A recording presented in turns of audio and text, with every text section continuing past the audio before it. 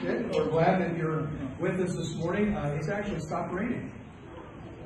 Well, don't get too excited. Just probably for a few minutes. So, we are going to be today in John chapter 15, finishing up this message series we talked about on how to go from broken to blessed. And today we're going to talk about the secret to doing that. And it's in John chapter 15, and it is page 876 in your Bibles there in the pews. I'm going to go ahead and read that. We're reading from the New International Version. I am the true vine, and my Father is the gardener. He cuts off every branch in me that bears no fruit, while every branch that does bear fruit he prunes, so that it will even be more fruitful. You are already clean because of the word I have spoken to you. Remain in me, as I will also remain in you. No branch can bear fruit by itself, it must remain in the vine. Neither can you bear fruit unless you remain in me. I am the vine, you the branches. If you remain in me, and I in you, you will bear much fruit. Apart from me, you can do nothing. If you do not remain in me, you are like a branch that is thrown away and withers. Such branches are picked up, thrown into the fire and burned. If you remain in me, and my words remain in you, ask whatever you wish, and it will be done for you. This is to my Father's glory, that you bear much fruit, showing yourselves to be my disciples. As the Father has loved me, so I have loved you. Now remain in my love. If you keep my commands, you will remain in my love, just as I have kept my Father's commands and remain in his love. I have told you this, so that my joy may be in you, and that your joy may be complete. And let's pray. Father, this morning, thank you that we can be together. We pray that you will make the words of my mouth and the meditations of our hearts acceptable in your sight. And we'll thank you for it in Christ's name. Many years ago, and my wife actually used to make fun of me about this. Many years ago, we had this rather interesting thing that I decided to start doing when I was doing more outside speaking. I had had interest in magic and illusions ever since I was a kid. And so I went to an organization and got myself became a member of the association because, the magic tricks that you buy at Disney are not, those are over-the-counter things, but there's actually a whole underbelly in the world of illusions and magic that you actually you have to show, your members of the associations, and you have to only buy, and they only tell you what these people are. It's kind of a weird thing. And so I decided to go ahead and do this. And so I was looking at a couple of different tricks.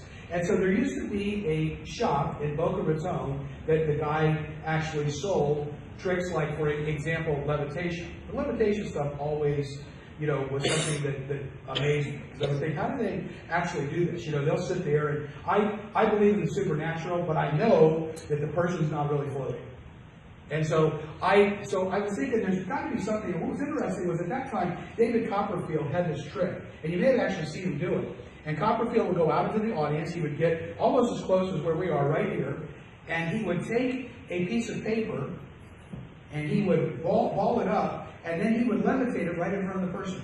I mean, literally, it's just like this. And Copperfield's really a good illusionist and a good, kind of a good performer. And then all of a sudden, he would pick the paper up out of midair, and he would put it behind his back, and then it would flash, and he'd come out, and he would hand the woman a rose, and then he would walk away.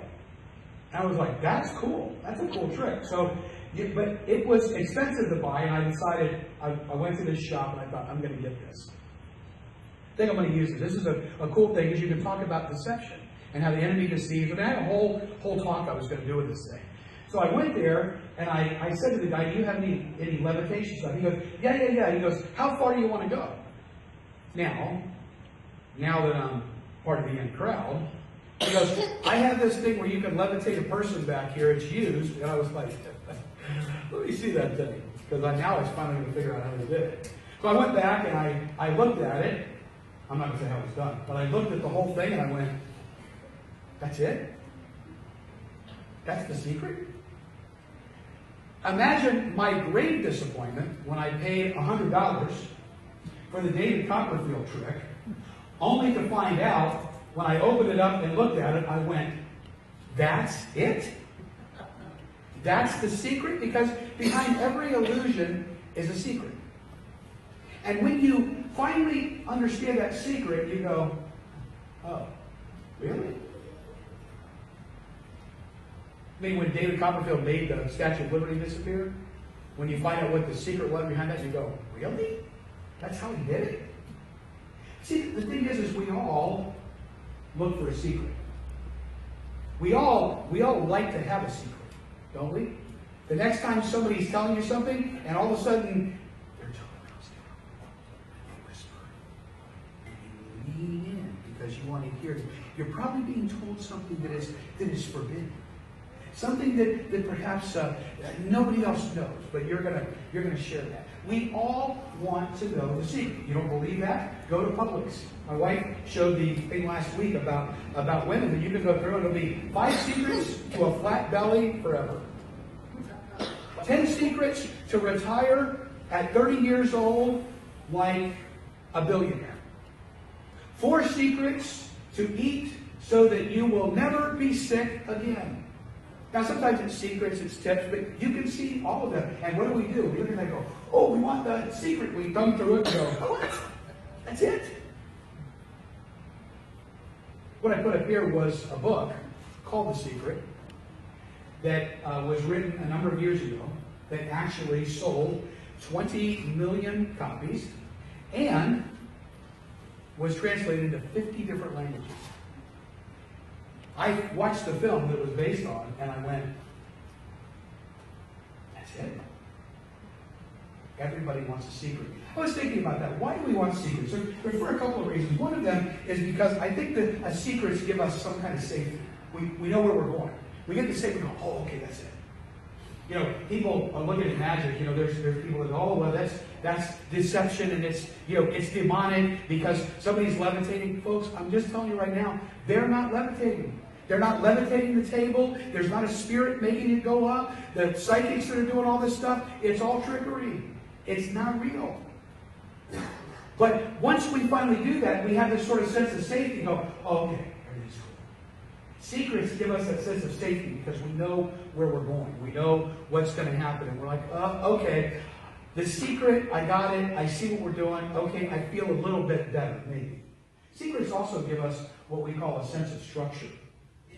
You know, again, I could never perform that trick like David Copperfield because what the key to illusion is actually taking that trick, but the sleight of hand that happens so quickly and so smooth, it will take 6 months to master that one illusion. Nobody wants to do that. But there's a structure where if you do this step, this step, this step, this step, and this step, and then you end with this, people are going to go, wow. Wow, that's really cool. But there's a sense of structure that secrets give us because we see that we can have almost a formula. We all want formulas. Again, 5 secrets, 6 tips, 4 things. We want that. Those are, by the way, the most popular talks. The most popular articles, where you're going to get the tips, the formula to be able to do this. If you just do this, and this, and this, and this, and this, then everything's going to be fine. But I also think there's something else that it gives us, and I think this is why we want secrets. We want the secret because it gives us superiority. Now, hang on. It's almost like I know something you don't know. I know the secret, but I can't tell you. I mean, just wait a minute, because you're thinking, some of you that don't have a levitation, I thought he was going to tell us. Well, guess what? I know something you don't know. Then what we do? That was the whole point.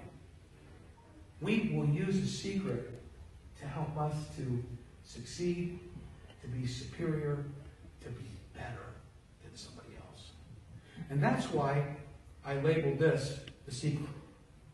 Because there is a secret that when you see it, you're going to go, really? That's it? I thought it was going to be some beautiful, wonderful formula. That's it? It's all actually found in this analogy that Jesus gives in John chapter 15. There's one key, one secret, one thing that he gives us that is going to allow us to live in this state that he wants us to live, of joy, of answered prayer, and of being a disciple that is actually going to show the world who Jesus is.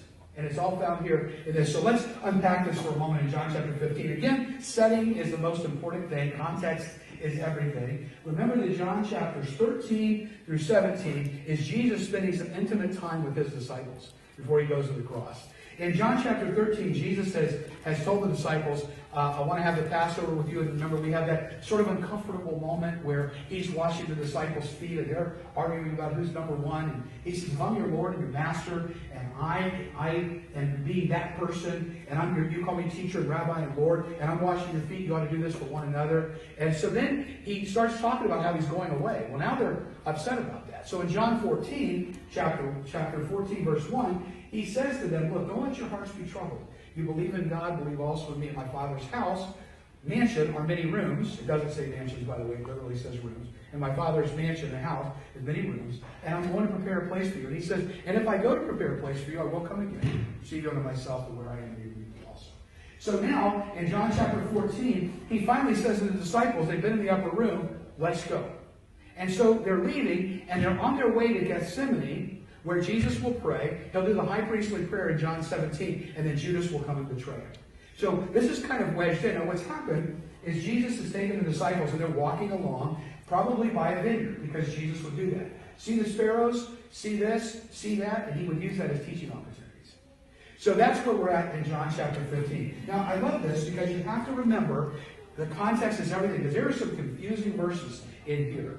The verses are so confusing that a lot of times people try to stay away from it, and they use it to argue these finer points of theology.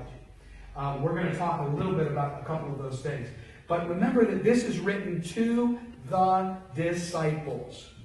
And it was written, it was Jesus speaking to his disciples, all of whom were disciples, which meant they were followers of Jesus. So you have to keep that context in mind when you're reading it. So then he says this, I am the true vine, and my Father is the gardener. Now, right there, we look at that and go, oh, okay. Israel was called the vine. Okay? Israel had been referred to as a vine of God. And Jesus, in one fell swoop, says, I'm the real vine. My Father's the gardener. I'm the real vine. And guess what? You, disciples of mine, are the branches.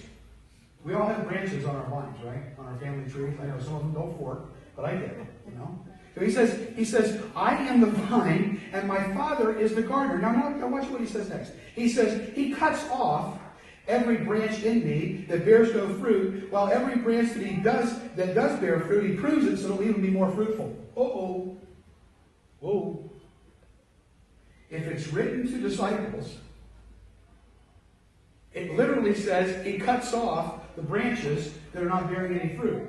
So what exactly does that mean? Does that mean that he's cutting them off and that they were actually people that have lost that salvation, that have no longer had it? Does that mean he cuts them completely off and they're gone and that's it? What does it mean? Now, he goes on and he says he prunes the ones he goes in and he prunes these ones so that they will be able to be even more fruitful. So the ones that are bearing fruit, he prunes them, cuts them back so they can be more fruitful. But he says the other one, he literally cuts off. That's it.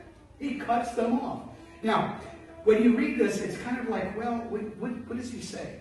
One of the things, there's a couple of interpretations. One of them is that he takes the people who are not true believers and he cuts them out. You have to read a little bit further to truly understand it, because it's all about the fruit bearing. So notice what he says. He jumps in verse 3, and I'll come back to this. You are already clean. You all are already clean. All of you are clean. Remember, guess who's left already? Who's left? Who's not there with them anymore? Judas is already gone. So he says, all of you are clean because of the what? Because of the word that I have spoken to you. So you guys are already here. So I think for a moment he could be maybe referring to Judas, who really was never part of that anyway, because it's not going to bear fruit, because Judas didn't really believe, and so he was cut off. Now notice what he says. He then says, you're already clean because of the word that I've spoken to you. And then he says this, again, more confusing. And I want to spend a moment here. He says, remain, King James says abide, remain in me as I also remain in you. No branch can bear fruit by itself. It must remain in the vine. Neither can you bear fruit unless you remain in me. Right, let's talk about this word for a moment. What does it mean to abide? What does it mean to remain? Does it sound like what he's saying is, I'm going to pull you in and I'm going to save you, but then it's your job to remain. And if you don't remain, that's it. Now, literally here, the idea is of abide and remain means sort of staying in the vicinity of. The best illustration of this is we were, and I forgot, Pam's not here this morning, so I don't remember what country we were in, but we had decided as a family that we were going to hike to this volcano. I will just say it didn't go very well, but it was interesting because we could have gone alone to the volcano, or we could have hired a guide. Now, I don't have a great sense of direction. I'm in another country. I don't know how dangerous this is. So we decided to go with a guided tour. Let me tell you what, when the guide started talking, there's all these mangoes on the ground. They're just smashed up. And I go to the guide, I said, what's the deal with the mangoes? He goes, oh, those are the monkeys that are in the trees, the wild monkeys. And he said, they throw the mangoes down after they're done eating, or if they get rotten ones, he goes, they pull them out of the trees. And I said, there's monkeys? And he goes, not right now, but they could show up. He said, we've actually had them throw mangoes at the tourists. I got a little closer to the guide at that point. You know, thinking about wild monkeys jumping around didn't sound good. But the funny thing was, with the guide, I didn't get too far away from him where I couldn't hear him. I stayed close enough where I could hear his direction so that if he said, stop, stop. If he said stop, there could be danger up ahead. I could see where he was going, so if he fell off the cliff, like I'm not going to keep walking, you know, he's ahead of me. If he gives me instructions and says, we're going to turn up here, we're going to go this way, hey, stop, and look at this view over here, I would have missed the beautiful view had the guide not helped me. So I had to remain in the vicinity, in the presence of the guide, and make sure that I'm listening to him. That's kind of the idea of what he's saying here. He's saying, look, you've got to remain where I am, where you can hear me, where you'll be able to be in my vicinity. Because remember what happened with the disciples, and we've talked about this before. Especially, you know, it's illustrated in Peter's life. How many times was Peter bold in the presence of Jesus, but then when he got out of his presence, he would deny him, he would took his eyes off him, and he sank in the water. I mean, on and on it went. So the idea here was, he says, look, you gotta stay close to me. Now, what's interesting is, he's just told them what? I'm leaving. So what does that mean? I'm leaving. So how are you going to stay close to me? How are you going to remain in me? That's when he said the Holy Spirit's going to come down, and we had that happen in Acts chapter 2, which we won't be able to get into this morning, but I want you to see that when he's talking about abiding, we sometimes make it this sort of esoteric thing. But, so how do you do that? I mentioned that partly. Now he says, remain in me, I'm remaining, and I will also continue to remain in you. And the way he reads in the Greek is, regardless of whether you're remaining in me, whether you're close to me, whether you stay in my vicinity, I'm still going to make sure I'm close to you. Even though you may be far enough where you can't hear me, I got you. I'm still watching you. He says, no branch can bear fruit of itself unless you remain in the vine. Neither can you bear fruit unless you remain in me. Now, here it is again. I am the vine. You are the branches. He says this, if you remain in my vicinity, in me, and I in you, you will bear much fruit. Apart from me, you can do nothing. Now, what's interesting is that he says, if you just remain here with a guide, if you keep listening to the voice, if you stay where you can hear him, and when he tells you to stop, you stop. When he tells you to look over here, you look over here. He said, as soon as you do that, you are going to bear much fruit. See, people try to bear fruit. They try to, any type of a tree doesn't have to force itself to bear fruit. See, that's why when it's healthy, it's going to bear fruit naturally. When it's tied in, and it's growing, and it's fertilized, and it's got nourishment, it's going to grow everything naturally. And he says, look, guys, let me explain something to you. You are not going to be able to do anything. You have it now, and here on out, you will not be able to do anything without me. So then he says, this is where it gets a little hairy. Verse 6. If you do not remain in me, now underline this in your mind or in your thinking. He says, if you do not remain in me, you are a branch. Right? I want you to read it close. Does he say you are a branch? Or does he say what? You are like a branch. There's a big difference. When he says you are something or you're like something. He says, you are like a branch, listen to this, that is thrown away and withers. Such branches are picked up, thrown into the fire, and they're burned. Now, some people would read that theologically and go, wait a minute, that means if you're not close to him, burning, we equate that hell. We think, ooh, he's going to send people to hell. Now, that's not what he says here. He says, if you're like this, if you don't remain in me, you are like a branch. Now, what happens with branches? Now, we don't do this really down here, but in North Carolina, we would go out and we would stick the branches that were dead, and we would use them as what? firewood. And so he says, you're not producing anything anymore. The best thing that can happen is that you can be used for firewood. So what he says is that if you do not remain in me, and you're not listening to me, what's going to happen is you're going to become as useless as somebody who picks up a dead branch and throws it into the fire, and it's burned, and it's nothing but ash, and you're done. You're useless. You're not going to bear any fruit. And then he says, but, notice verse 7, if you remain in me, now here it is, underline this. If you remain in me, now he's given us the key, part of the secret. If you remain in me, and my what? My words. My words remain in you. You are listening to me. He says, watch this. Ask whatever you wish, and it will be done for you.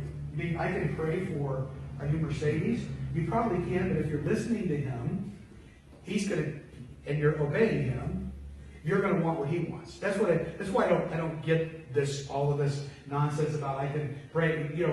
If it's something that he wants me to have, and I've got God's mindset on it because I'm listening to his word, then I'm going to be praying according to his will. That's what Jesus is saying here. Then he says this. He says, you ask whatever you wish. And then he said, this is to my Father's glory, that you bear much fruit. Now watch this. That you bear much fruit, so that you're going to do what? You're going to show yourself to be my disciples. Now later on in John 17, he's going to pray for the unity of the believers so that the world may know that God sent him. See, the idea here is that we have to be concerned about discipleship, which is following Jesus. Too often we're concerned about disruption. We're concerned about disrupting things. We're concerned about having things our own way. Instead of listening to what Jesus wants, and instead of listening to the person who's the guide, who actually knows, we know what we want to do, and we go our own way. Well, let me tell you, when you go your own way, you can go off a cliff, you can get lost. There's all kinds of things that can happen to you if you don't know where you're going. And so he says, look, you're going to show yourself to be my disciples. One of the benefits of all of this is that you will show yourself to be my disciples. And then he says this. He starts to break it a little further, verse 9. As the Father has loved me, so I have loved you. Now he says, remain, stay, abide, continue in my love. Ready for the reveal? You ready for the secret? It's horrible. If you keep my commands, you'll remain in my love, just as I've kept my Father's commands, you'll remain in his love. That's it? But wait a minute. You mean that's the secret? Yeah, that's it. I just pulled back the secret on the levitation. I pulled back the secret on what we have to do to abide in Christ. See, the thing is we want a secret that is going to be something that we're not going to have to do anything. And what he says is, listen, if you keep my commands, you will remain in my love, just like I got my Father's commands, remain in his love. And then he says, as another result of this, I told you this, so that my joy may be in you, and that your joy may be complete. Now, so what are the commands of Jesus? You go, well, there's the Ten Commandments. Those are the commands of Jesus. But they're 10 commandments that are good, certainly, for us to follow. But remember they came to Jesus and said, hey, what do we do? What do you say about the law? And Jesus said, well, there's two things. He says, love the Lord your God with all your heart, with all your soul, with all your might. And love your neighbor as yourself. Now you know what happened when he said that. A lawyer said to him, a Pharisee said, well, then who is my neighbor? And Jesus illustrated it with the parable of the Good Samaritan, that your neighbor in this case was anybody that you are hanging out with or that's in front of you, not necessarily your enemies, but it could be, but the people that God puts in your way at that moment is the neighbor that he wants you to minister to. But see, so often we are, like when you go to the story of the Good Samaritan, they were preoccupied with what they wanted. So here's a guy laying in the street. Here's a guy that's beaten, bloody, and bruised. And they're so concerned with their religion, with their practice, with not getting their hands dirty, with having things a certain way and not violating their practice or their procedure or their tradition, that they literally walked by a guy who was beaten, bloody, and bruised. And it took, and by the way, he was one of their own. He was a Jew. And it took the Samaritan, who was the opposite, to show them this is what love is. It's picking somebody up. It's looking for the hurting. It's not trying to hurt somebody else. It's literally trying to help the hurting. There are so many hurting people that are around us. And as we've said a couple of weeks ago, hurt people hurt people. When somebody, and I have to remember that because I get the lashing out at times from people. I get it not only here but other places. And so I realize that a lot of times, and it's hard because you literally have to understand that people are coming from a place of hurt. And so what they do is that they push out and they try to hurt others. And so what Jesus says here is he goes, look, you have to try to love anyway, no matter what. You've got to love. And that's the secret is love. Now, is love this ushy-gushy, like, oh, I'm gonna be the happy hugger, I'm gonna hug everybody. What does this mean?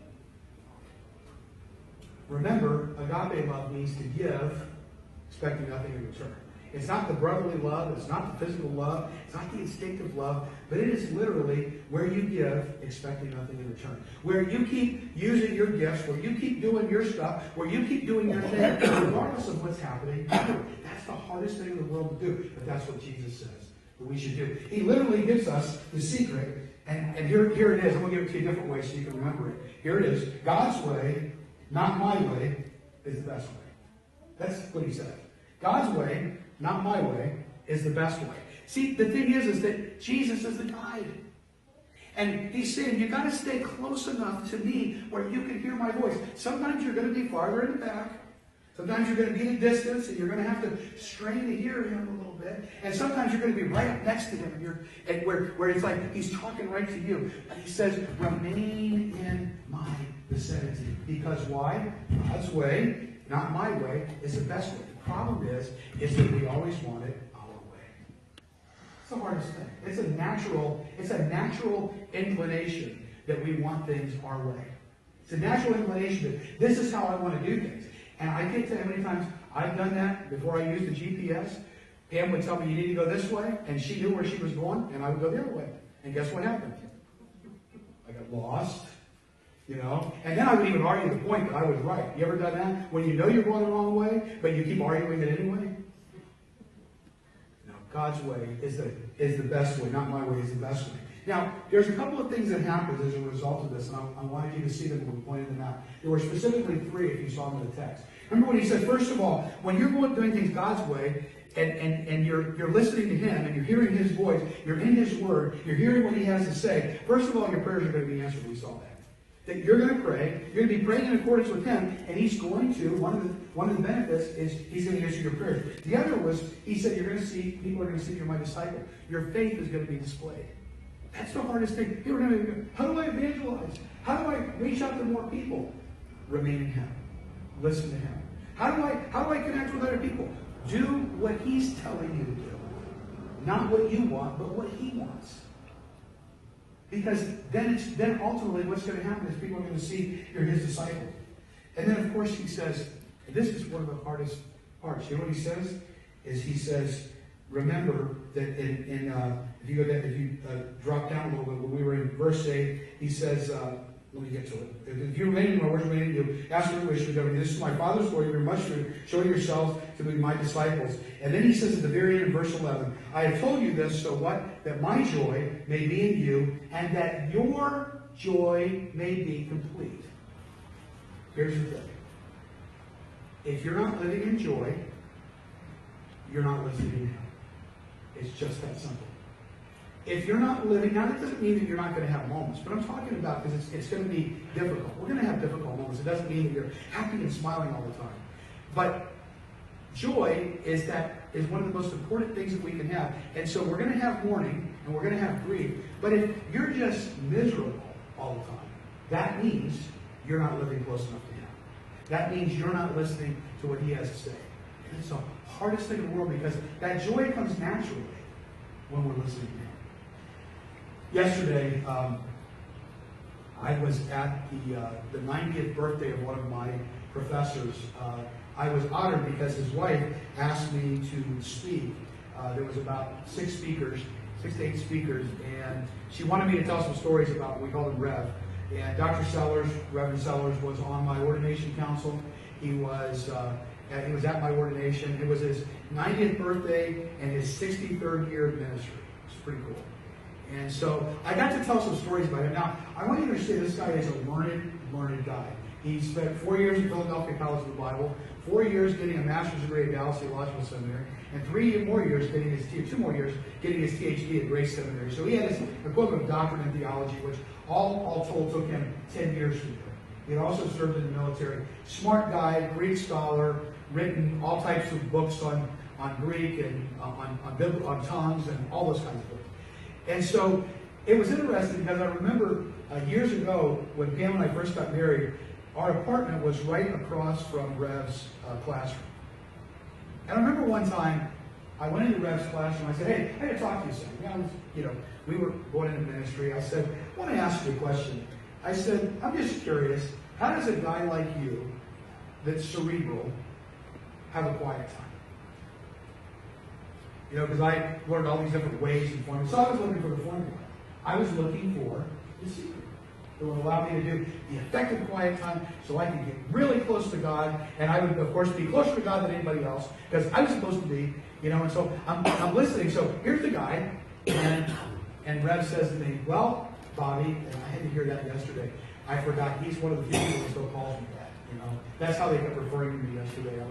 I said, "My wife doesn't even call me that." But that's okay. So he says to me, "Well, Bobby," he said, "I just come in here and I grab a cup of coffee. I prop my feet up on the desk and I talk to God." I told this story yesterday. And I was like, "That's all you do? That's it? Like we don't parse any Greek verbs. We don't decline any Greek nouns. We don't talk about the superlapsarian view of the degrees of gods and Calvinistic thought versus Arminian thought. We don't do any of that. And we're not talking about soteriology or pneumatology or ecclesiology or eschatology. You don't do that?" He goes, "No, I just..." And the wind would right on my sails.